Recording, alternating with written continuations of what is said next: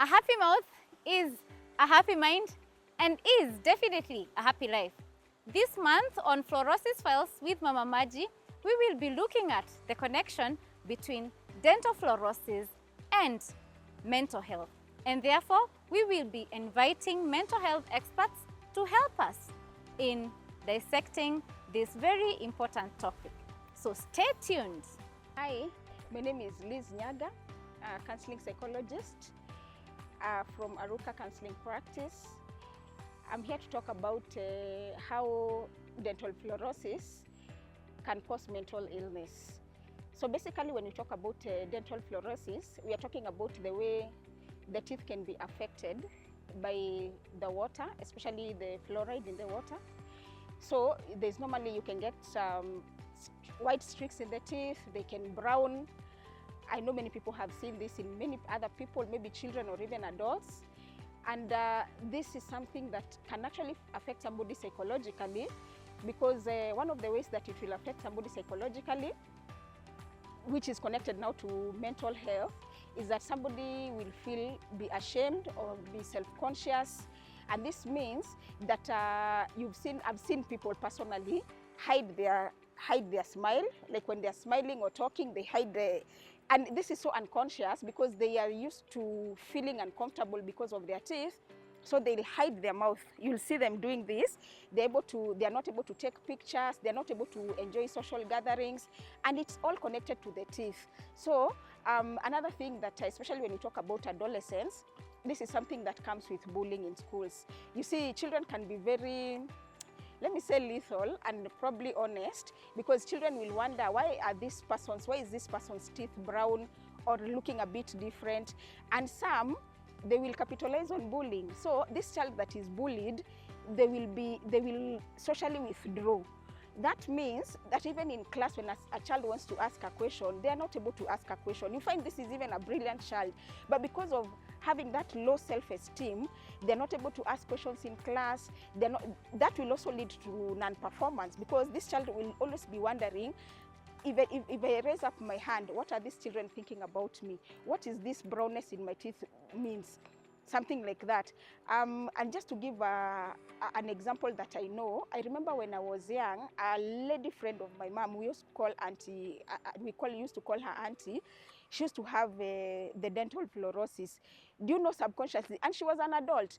I still remember her hiding her face every time she would talk or even laugh. It was, and even me, I didn't understand. I think growing up is when I understood, yeah, this can actually affect somebody. Up to, this was an adult. She had a family, she had children. You can imagine what that does to somebody. Another thing it will do to somebody psychologically, they will socially withdraw. What does that mean? They won't want to connect. They won't want to connect with family, with friends. And it's not like they're introverted, but they're just wondering. There's just the way they don't feel comfortable being around people, because they keep wondering, are people looking at my teeth? What we call now being hyper awareness, having a hyper awareness, because they're always thinking, even some random strangers who don't even notice their teeth, they are always covering. And also this has been brought about by the hyped up issue of having a perfect smile in social media. And also, actually, I can come in here and say, just talk of my personal experience. I remember growing up, as much as I didn't have dental fluorosis, my incisors, these two teeth were crooked, and I was bullied for it. Do you know, it was so crazy that I remember, now I look at my photos, I never used to smile on pictures. Can you imagine? It wasn't dental fluorosis. The fact that they were crooked, you can imagine. Now, add it to somebody who has dental fluorosis, especially the browning, even forget the white streaks. You can imagine how I was affected. Do you know, finally enough, as an adult, I had to go and change my teeth. These two teeth, they're artificial. That is how bad it was. So you can imagine a young child having to get to know that they're not attractive just because they have dental fluorosis. It will affect so many areas of their lives. Like the way I'm talking about, they affect the performance in school, they affect the social life.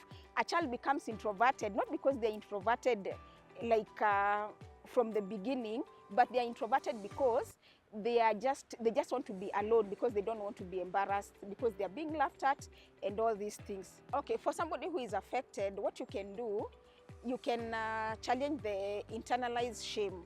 How do you do that? Is by looking at yourself and going like, just because the teeth are affected, it does not define my whole being. Because now let's talk about a child who is in school.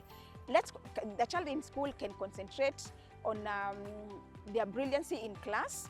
They can concentrate on other attributes that they have, even physical attributes that are good, apart from just the teeth.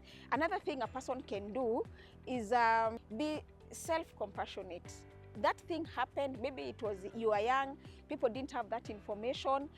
You can be have self-compassion in you, that you can see, and this something happened, these teeth look like this, and it's not, don't make it a very big issue. What can we do? What can parents do because of this? They can research on how to prevent this dental fluorosis, because it is 100%, preventable. Can we check? And the way there is information, a lot of information nowadays on Google, on everywhere, you can research on that. Number two, you can follow Mama Maji. She has social media platforms where she talks about all these things. Mama Maji. So basically, there is hope. And for people who have young children, for young mothers like me who have young children, let us prevent it. It is 100% preventable. Together for a fluorosis-free future.